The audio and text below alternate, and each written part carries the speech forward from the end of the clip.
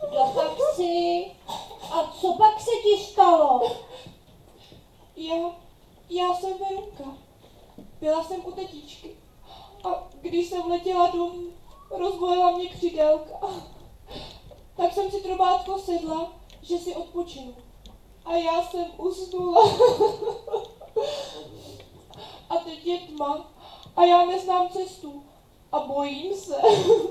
A maminka jistě pláče, že jsem se jí ztratila. Tak ty jsi Verunka. I nepláč. Kde zůstáváte? My zůstáváme v Roštíčku. V Roštíčku? Viď? To je tam před potokem, na mezi. Já vím, kde to je. Nepláč, já tě tam zavedu. Broučku, však já vím, jaký ty jsi brouček. A také vím, že prý vám říkají svatojánské mušky. Ale vždyť ty nejsi muška. Ty jsi brouček, viď? A jak pak ty víš, že já jsem brouček? Tatínek mě to povídal. A také povídal, že jste hodní. A vy lidem a jiným broučkům svítíte. Já bych hned chtěla být takovým broučkem. A poslouchej, Verunko, co pak vy děláte?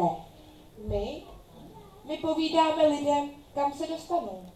Jestli do nebe, nebo do pekla. Je, a jak pak vy to víte? I to my už víme.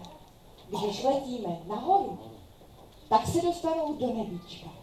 A když letíme dolů, tak se dostanou do peklíčka. Ale, a poslouchej, kam pak se dostanu já? A maminka, a tatínek, a Janinka, a kmotříčka, a kmotříček, a Beruška. Kam? No to já nevím. Ale počkej, já se zeptám tatínka. Dobře, ale nezapomeň na to. Teď ale pojď se mnou, Verunko. Zavedu tě domů. Budu ti svítit na cestu.